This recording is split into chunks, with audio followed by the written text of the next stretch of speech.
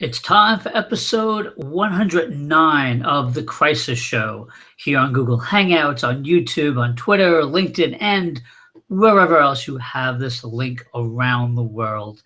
Good evening from upstate New York. My name is Rich Klein.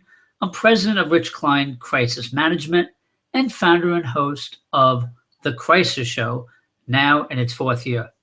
Tonight, in this abbreviated edition of The Crisis Show, I want to talk about a crisis involving McGraw-Hill, probably the largest educational publisher in the United States, and I don't know about the world. I haven't gone that far in my research, but certainly here in the United States, a big snafu, a big crisis involving the text and a caption in one of its textbooks. And the reason I brought this up is twofold.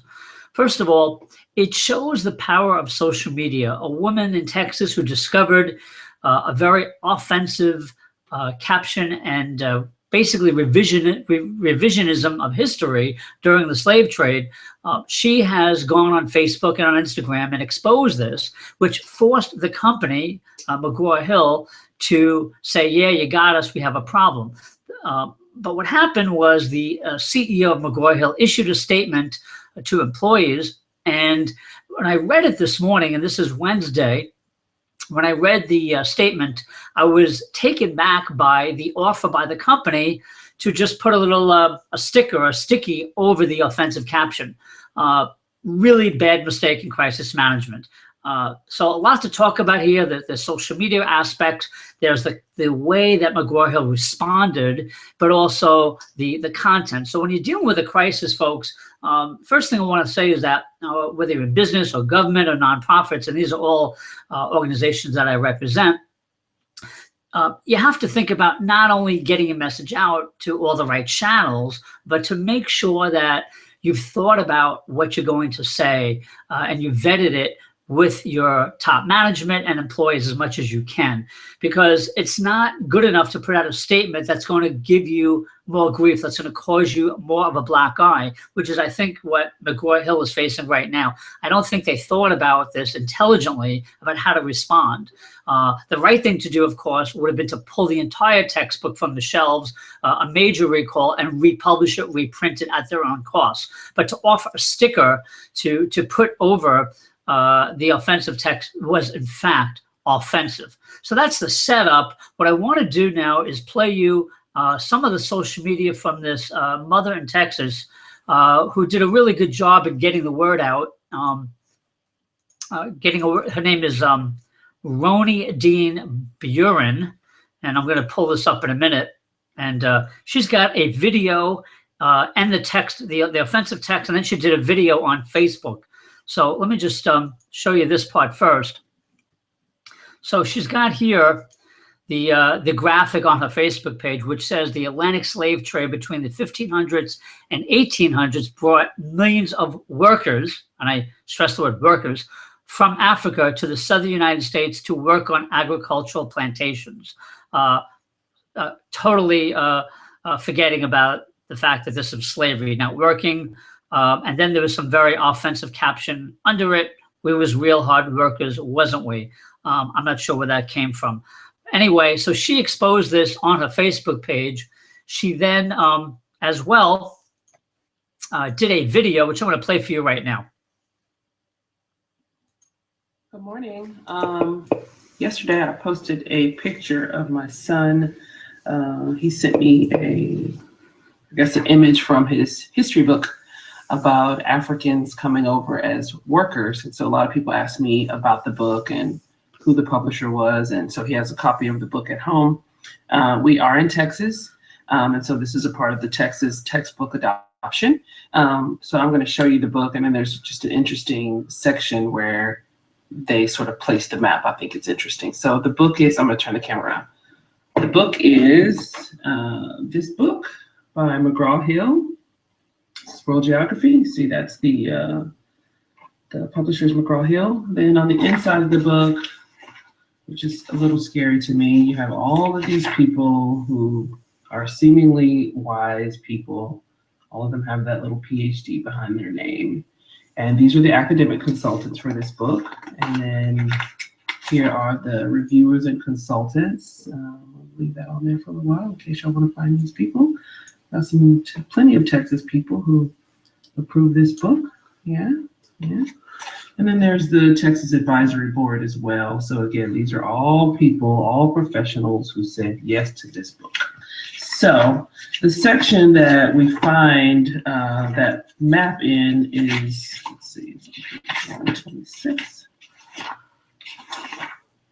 is under this section called Patterns of Immigration. Patterns of Immigration. You see, it says one of the defining attributes of the United States is that it is largely a country of immigrants and their descendants. About 13% of the people in the United States are foreign-born, while Native Americans, Alaska Natives, and Native Hawaiians make up 2% of the population. The remaining population is descended from immigrants. Immigrants, yeah, that word matters, immigrants. The Atlantic slave trade between the 1500s and the 1800s brought millions of workers from Africa to the southern United States to work on agricultural plantations. So it is now considered immigration. And these are some other sections that sort of talk about the pattern of immigration. This section here in particular talks about English and European peoples, many of whom came as indentured servants to work for little or no pay. So they say that about English and European people, but there is no mention of Africans working as slaves or being slaves. It just says we were workers. So that's for you all who asked about this book. Again, it is World Geography by McGraw-Hill.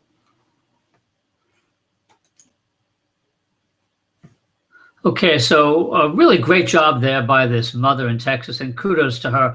You know, it's just a great example, folks, that you don't have to wait for the media today to tell your story. And for those of you in business or organizations, this is what you have to watch out for. When you make a mistake, whether it's malicious or not, this is what's going to happen today. This is happening. People are becoming their own media channels, just like this woman did, very intelligent, spoke and walked us through this. She didn't need ABC News or CNN to do this, although I'm sure they're going to be covering the story, and I'm already seeing a lot of headlines on this. Thankfully, this stuff does need to be exposed. But what if you as a company, when you're faced with something like this, what do you do? In McGraw-Hill's case, the CEO issued a statement to employees. I'm not sure if he made it public or it was found public, but either way, I'm going to pull that up for you in a moment. I'm just going to pull up that statement by the CEO, if I could find it here. Okay, here we go. And we're going to take a look at the statement. I'll read you some sections of it and kind of pick it apart for you. So this is a statement from the president and CEO of McGraw-Hill Education, David Levin. And this was on their Facebook page. Actually, it says that this is excerpts. So what they did is they released a memo to employees that took excerpts for public consumption. And let me read it in full so you have it in case the type is too small. We made a mistake. Last week, a high school student and his mother in Texas raised an issue about a caption in our World Geography textbook. Many people who were understandably hurt and offended by the caption responded on Facebook and elsewhere. We are deeply sorry that the caption was written this way. While the book was reviewed by many people inside and outside the company and was made available for public review, no one raised concerns about the caption. Yet, clearly something went wrong and we must and will do better. To learn from this and to do all we can to prevent this from happening again, we are reviewing our internal processes to understand how it occurred. We have already committed to increase our list of reviewers to reflect greater diversity. We are offering our customers who are currently using the book a choice of either a sticker to cover and replace the caption or a new corrected printed copy of the book. All of us at McGraw-Hill Education care passionately for the students, teachers, and communities we serve. People have been hurt by this mistake and we need to correct it. We will. Okay, so that's the statement. A couple of things, and actually, because I just got wind of the story this morning, what I see here now that I didn't see earlier before we recorded the show, as you saw earlier from the mother in Texas, she wasn't just talking about the offensive caption. She was talking about the fact that slaves were being treated as workers. And I think that's missed here, McGraw-Hill is just focusing on the caption, which indeed was offensive. But the larger point here is the complete revisionism of the history of the slave trade and comparing black slaves to other people, other immigrants who came over and worked. So that's a big omission by McGraw-Hill. I don't know if it was intentional or not, but they need to correct that, because this is much bigger than just an offensive caption that was inserted. There's a problem with that whole section, obviously. And McGraw-Hill, while I'm glad to see that McGraw-Hill is using Facebook and Twitter, they had a tweet out today as well, they're using social media to at least say, look, we know about this crisis, we're dealing with it. But folks, the bigger problem here is the content. And this is something I mentioned earlier you have to keep in mind. It's not just effectively using your social media to say, we're sorry, we made a mistake. It's getting it right, getting the messaging right, hopefully the first time. Now, I like to believe this was not malicious by McGraw-Hill or its reviewers or the people who did this World Geography book.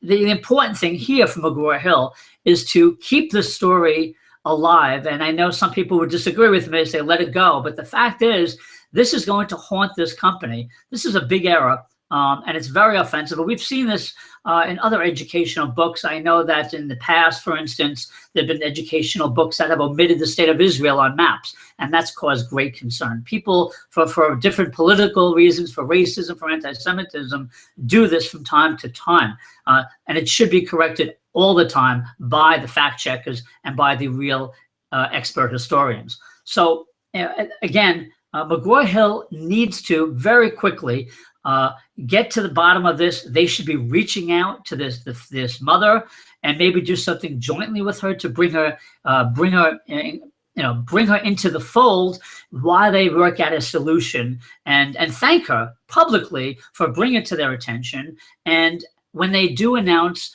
their new procedures, and I hope it's not just talk, but real procedures, real fact checking, that they include people like this mother. Again, it's a great example of a citizen acting as a journalist to expose wrongdoing by a company. You as a company, however, have to be responsive. And McGraw-Hill was smart enough to see that this was getting a lot of social media attention. There were a few thousand reshares of this video and her Instagram account. Very important for you to monitor what's being said about your company at all times, because you don't even know. In fact, McGraw-Hill even said, we were unaware of this until this mother brought this to our attention. So I give them credit for acknowledging the mistake. They get good marks for that, but they get a C or a D for the way they responded. They need to do a much better job going forward, not just with social media, but media relations and community relations, and reorganize the way they assess their textbooks, the way they assess facts versus fiction, and to look out for politically motivated racist speech that does sometimes find its way, unfortunately, into textbooks. So there you have it, McGraw-Hill Education. The woman's name is Roni Dean Burren. That's Roni, DEAN-BURREN. I found her post on Facebook. Good job by her. Media, good job by the company in responding. They have a long way to go. I truly hope that McGraw-Hill takes this very seriously and continues the dialogue to get this right, corrects it, and makes a sincere apology. And by the way, a sticker was just a huge mistake. That's what jumped out at me. You can't just put a sticker on a textbook. You have to pull the textbook and rewrite the copy completely from here going forward. Anyway, that's our show for tonight. Let me know what you think. Please use hashtag The Crisis Show. You could find me at richkleincrisis.com on Twitter, at The Crisis Show, and at Rich Klein Crisis. Thanks so much for watching. We really appreciate it, and we'll see you soon.